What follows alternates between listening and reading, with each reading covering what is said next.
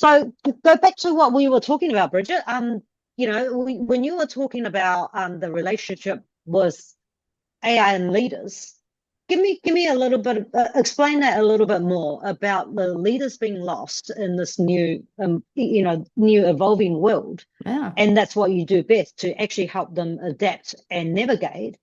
But how, you were just actually, that was actually a really cool conversation that we were having. But explain to me a bit more about leaders in AI. This is actually pretty cool. This is an interesting topic. Yeah.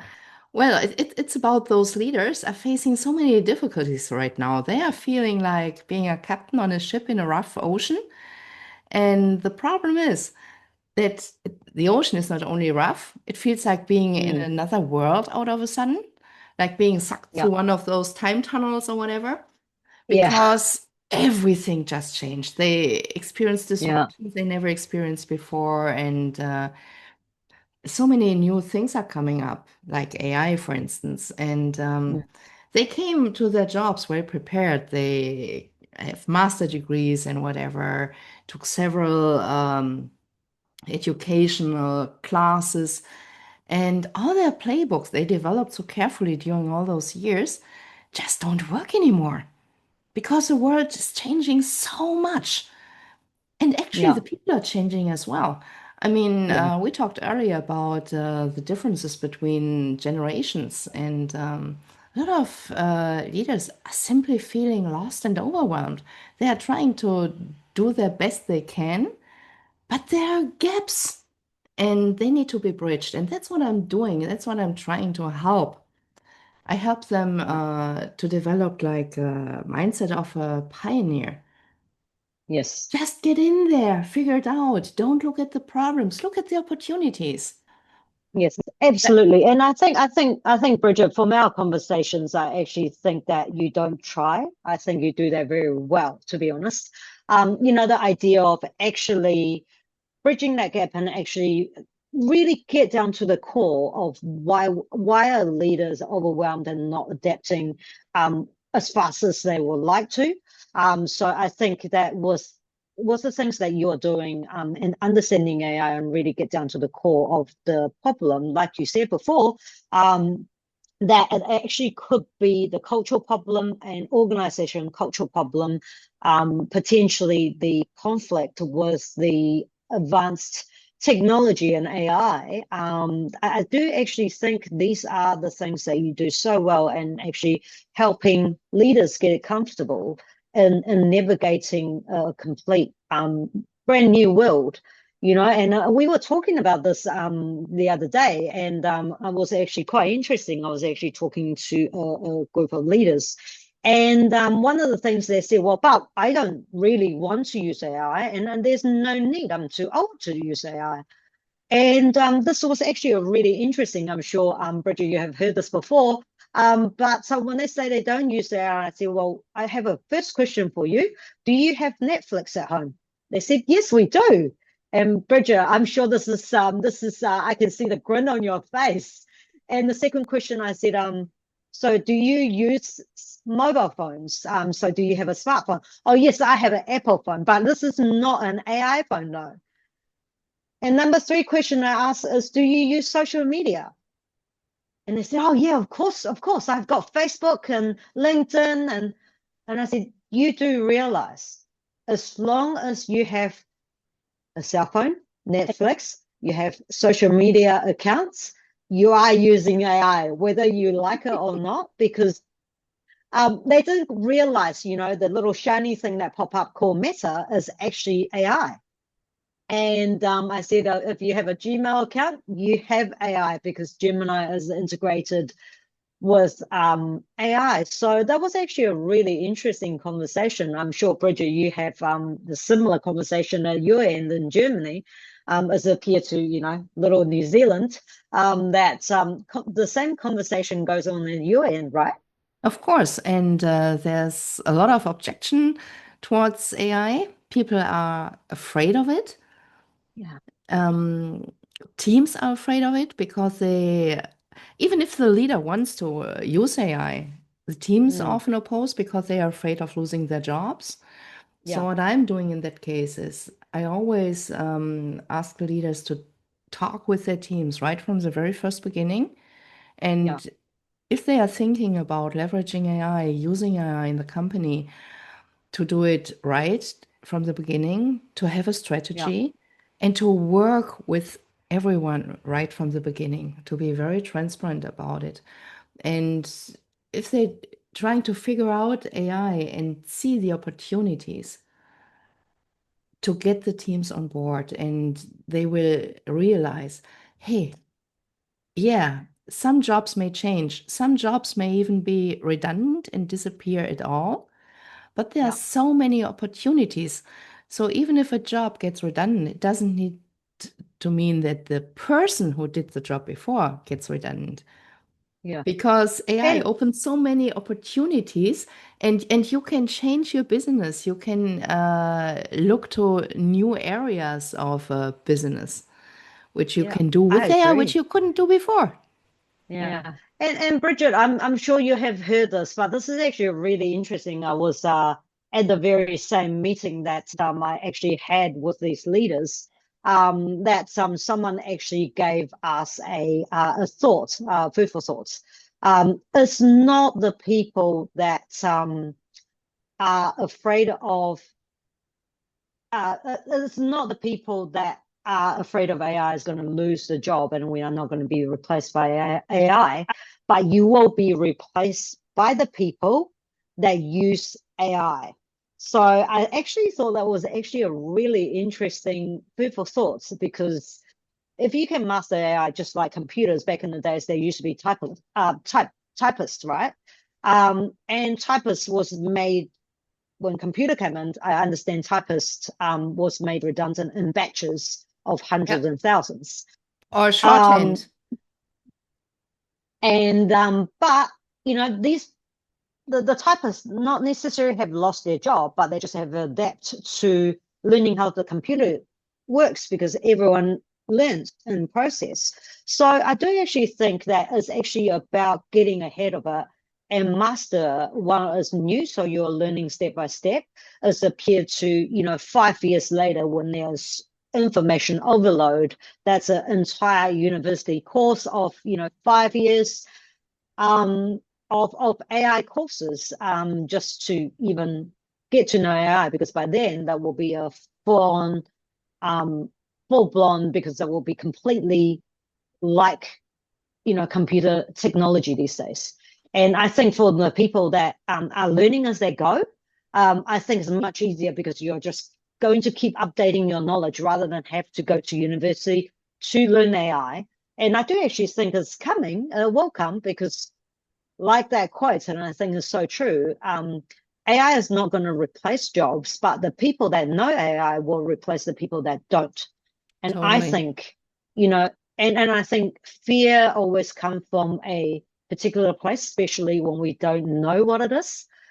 We are always scared of an unknown. So, and I'm sure that I know you're very good at actually helping leaders and teams actually overcome that, because I know you have done it for me. So, with new things and challenges, and we talk a lot through those things. So, yeah, I just think that I think what you're doing is absolutely amazing, Bridget. Well, The angle that you're taking on. Oh, sorry, I interrupted you. Please.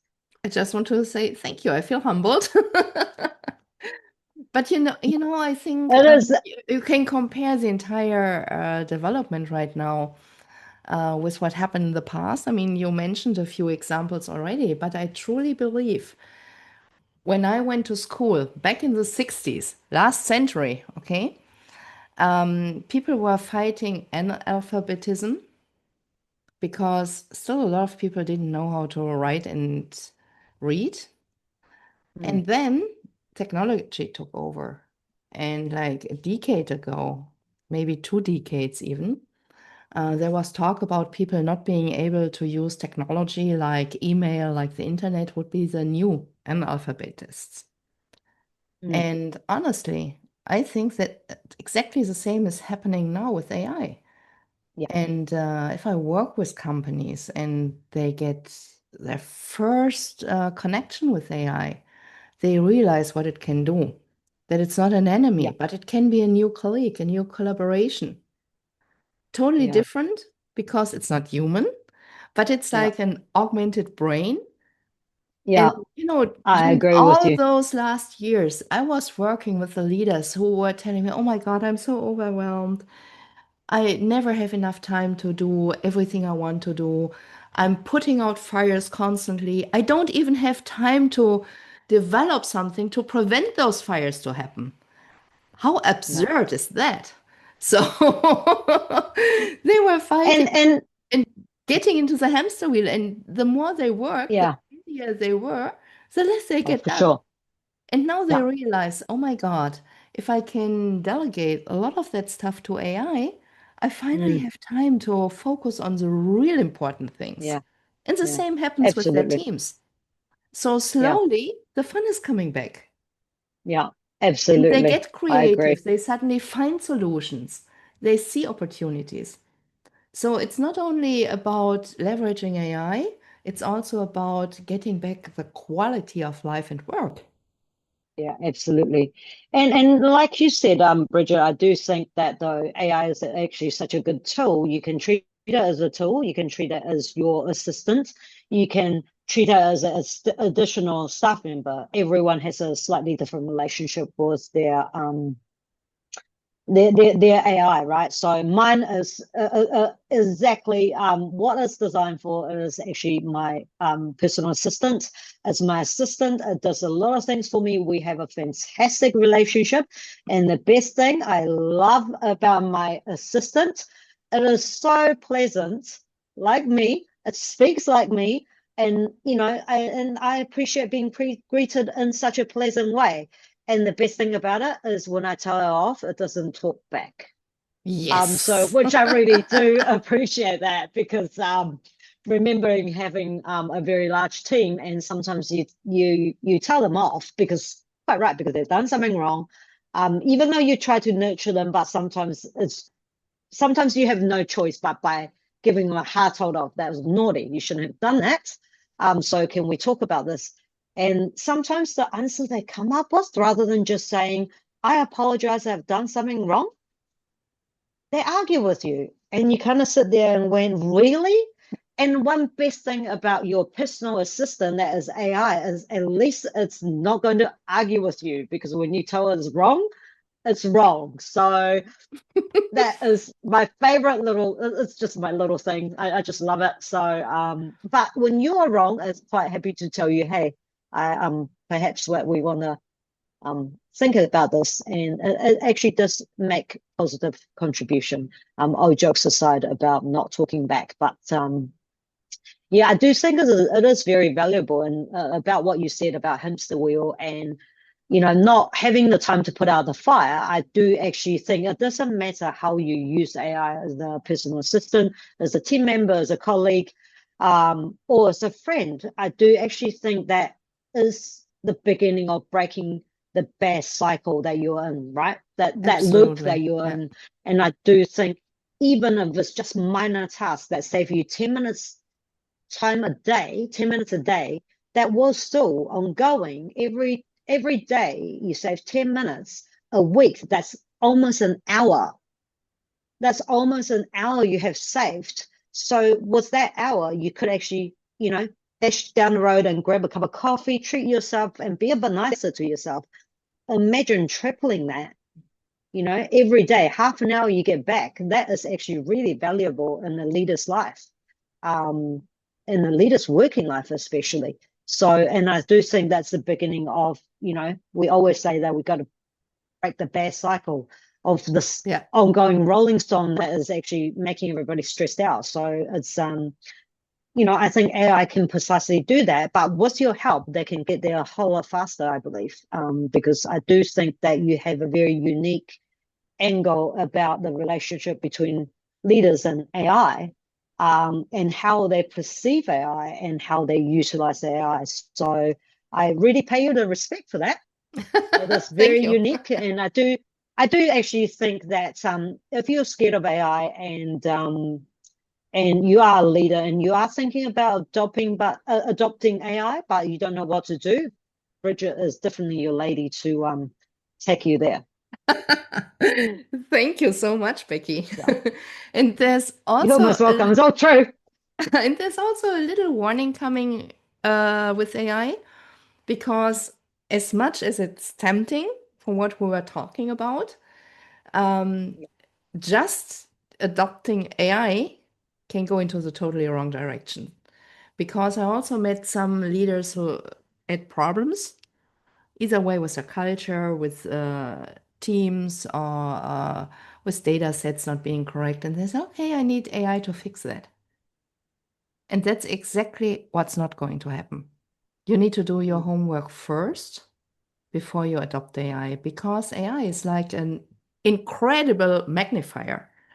So if you have any kind Yeah. of mistakes in the data, if your data is not clean, if it's corrupted in some way, or if your culture is just not the way it should be absolutely sure AI will magnify it incredibly. And that may really hit back on you. So, yes, it's great. It's absolutely wonderful, but you need to have a plan. I agree. I think there needs to be a plan, and I think Bridget, I do actually think this is not just me paying you compliments. This is where you come in. You can actually help the leaders actually figure it out, so they don't have to spend hours figuring out every step. Because you have already helped companies and through your days of automation as well. Going through that, you can actually see that very clearly where the gaps are and what they need to be looking out for. So essentially, Absolutely, yeah. you're just going to actually help them cut out the noise, actually really focus on how to direct their energy into the right direction. And I do actually think that's really valuable, Bridget, and I'm sure that you'll share more tips in the coming sessions. I will. But it's always a pleasure, and it's always great chatting. You know, Bridget always have actually amazing stories to tell, and it's I get amazed every time I learn something about Bridget. So yeah, thank you for your time, Bridget. Thank you, Becky.